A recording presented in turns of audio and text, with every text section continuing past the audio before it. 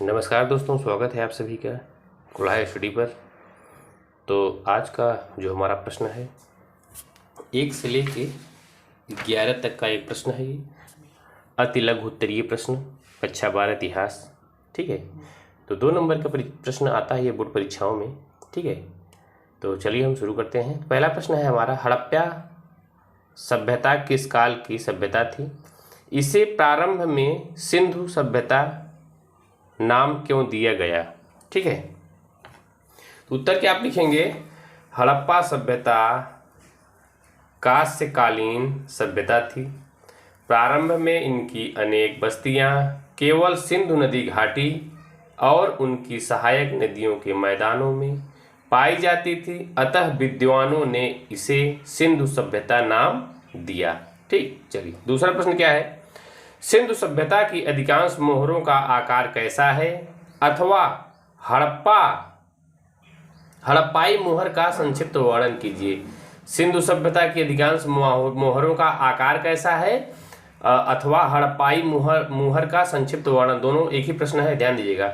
हड़प्पाई सैंधव, ठीक है, कोष्ठक में रहेगा। हड़प्पाई मोहरे सेल खड़ी यानी कि पत्थर, कांचली मिट्टी, चट गोमेट मिट्टी इत्यादि की बनी है।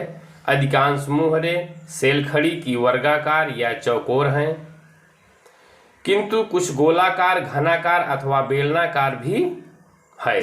ये मोहरें प्रायः 2.8 × 2.8 सेंटीमीटर आकार की हैं। इन पर मनुष्य, पशु एवं वृक्ष आदि की आकृतियां उत्कीर्ण की गई हैं। लोथल और देसलपुर से तांबे की बनी मोहरें मिली हैं। मोहनजोदड़ो, कालीबंगा तथा लोथल से प्राप्त मुद्रकों पर एक और सैंधव लिपि से युक्त मुहर की छाप है तथा दूसरी ओर भेजे जाने वाले माल का निशान अंकित है। मोहनजोदड़ो तथा लोथल की एक मुहर पर नाव का चित्र मिलता है। यह मुहर पर अंकित वृषभ की आकृति उल्लेखनीय है, जिसमें उसे ढूसा मारने की मुद्रा में दिखाया गया है। इसके अलावा कुछ मोहरों पर वास्तविक पीपल के वृक्ष इत्यादि के चित्र बने हैं। चलिए तो हम तीसरा प्रश्न देखते हैं।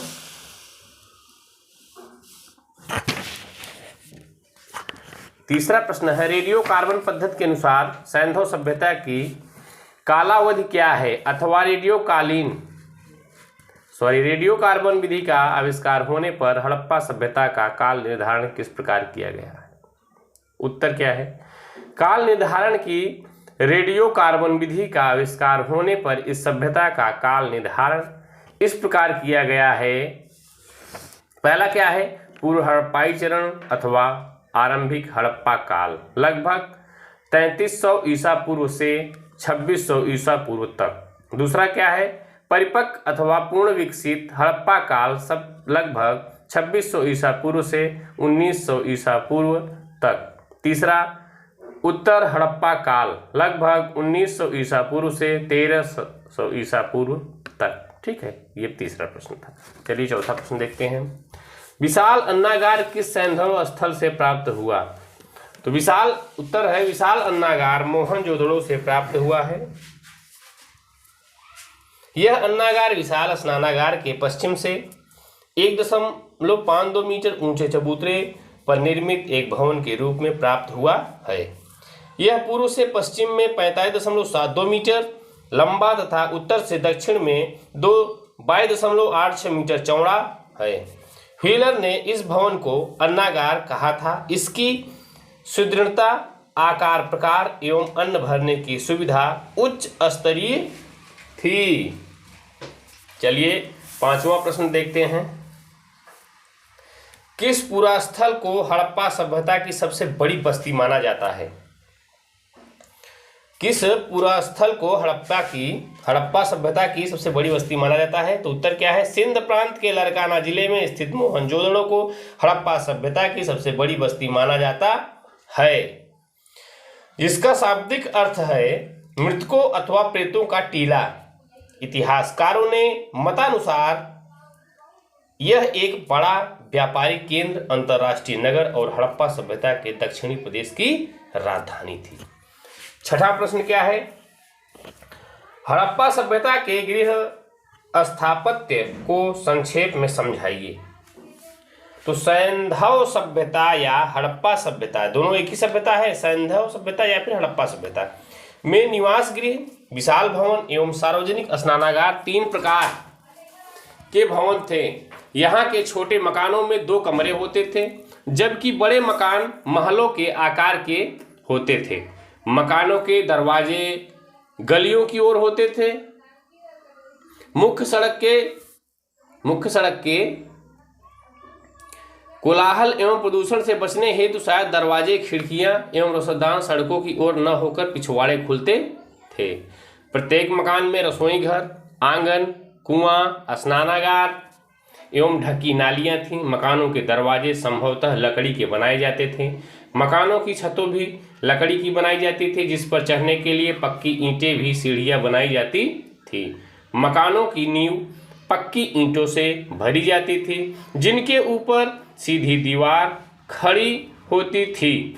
हवा तथा प्रकाश हेतु पत्थर की जाली लगाई जाती थी।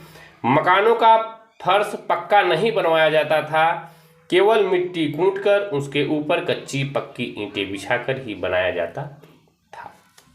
यह था हमारा 6वां प्रश्न। चलिए हम 7वां प्रश्न देखते हैं। 7वां प्रश्न क्या है? हड़प्पा सभ्यता में शव का अंतिम संस्कार कितने प्रकार से किया जाता था? तो उत्तर में आप क्या लिखेंगे? हड़प्पा सभ्यता में शव का अंतिम संस्कार 3 प्रकार से किया जाता था। मृत शरीर था, अर्थात शव को भूमि में दबा दिया जाता था। शव को जला दिया जाता था। अस्थियों को इकट्ठा करके मिट्टी के बर्तन में रखकर दबा दिया जाता था। जलाने के बाद शव को खुले मैदान में छोड़ दिया जाता था। जंगली पशु पक्षियों द्वारा मांस खा लिए जाने के पर कंकाल को भूमि में दबा दिया जाता था। ये था हड़प्पा सभ्यता में शव का अंतिम संस्कार। जैसे इस समय हमारे यहाँ शव का अंतिम संस्कार 3 तरीके का है। गांव में एक कहानी प्रचलित है, गणंत, फेकंत, फूकंत। ठीक, तो गणंत का मतलब है आप गाड़ दिए जाते हैं। फेकंत का मतलब होता है कि आप ऐसे खुले मैदान में नहीं फेंके जाएंगे।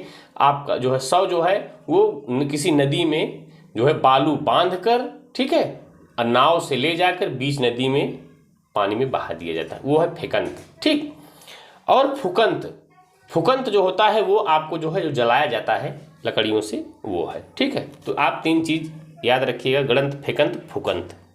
ठीक, चलिए सैंधव सभ्यता के पतन के 3 कारण लिखिए। उत्तर क्या है? इस सभ्यता का अंत जलवायु परिवर्तन, वनों की कटाई, अत्यधिक बाढ़, नदियों का सूख जाना, मार्ग बदल लेना तथा भूमि के अत्यधिक उपयोग जैसे कारणों में हुआ। सैंधव सभ्यता के पतन का जो कारण था वो यही था। तो पहला कारण क्या था? इस सभ्यता का अंत जलवायु परिवर्तन, वनों कटाई, अत्यधिक बाढ़, नदियों के सूख जाना, पैदल मार्ग लेना तथा भूमि के अत्यधिक उपयोग जैसे कारणों से। दूसरा था हड़प्पा स्थलों की भौतिक संस्कृति में बदलाव आना, उदाहरणार्थ बांटों, मुहरों एवं विशिष्ट मानकों का समाप्त हो जाना। तीसरा क्या था? आवास निर्माण की तकनीकों को हाथ से होना तथा बड़ी सार्वजनिक संरचनाओं का निर्माण बंद होना। ठीक है, ये सैंधव सभ्यता के पतन के 3 कारण थे। चलिए 9वां प्रश्न हम देख लेते हैं। तो 9वां प्रश्न हमारा क्या है? 9वां प्रश्न है हड़प्पा लिपि पर एक संक्षिप्त टिप्पणी लिखिए। ये 9वां प्रश्न है। अथवा हड़प्पा लिपि को पढ़ने में अभी तक सफलता क्यों नहीं मिल पाई है? ठीक है, तो सामान्यतः हड़प्पाई मुहरों पर एक पंक्ति में कुछ लिखा है जो संभवतः मालिक के नाम व पदवी को दर्शाता है। विद्वानों ने यह सुझाव भी दिया है कि इन पर बना चित्र आमतौर पर एक जानवर, ठीक, अनपढ़ लोगों को सांकेतिक रूप से इसका अर्थ बताता है। अधिकांश अभिलेख संक्षिप्त हैं। सबसे लंबे अभिलेख में लगभग 26 चिन्ह हैं। हालांकि यह लिपि आज तक पढ़ी नहीं जा सकी है, पर निश्चित रूप से यह वर्णमालीय है, जहां कोष्ठक में है, जहां प्रत्येक चिन्ह एक स्वर अथवा व्यंजन को दर्शाता है। कोष्ठक बंद। वर्णमालीय नहीं थी क्योंकि इसमें चिन्हों की संख्या कहीं अधिक है, लगभग 375 से 400 के बीच। ऐसा प्रतीत होता है कि यह लिपि दाईं ओर से लिखी जाती थी, क्योंकि कुछ मोहरों पर दाईं ओर चौड़ा अंतराल है। बाईं ओर यह संकुचित है, जिससे लगता है कि उत्कीर्णक ने दाईं ओर से लिखना आरंभ किया और बाद में बाईं ओर स्थान कम पड़ गया।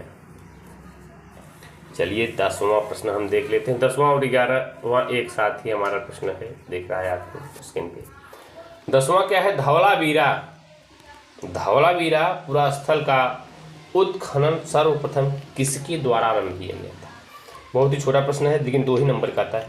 तो धवलावीरा पूरा स्थल का उत्खनन सर्वप्रथम 1990 में RS विष्ट द्वारा किया गया, ठीक, आरंभ किया गया था।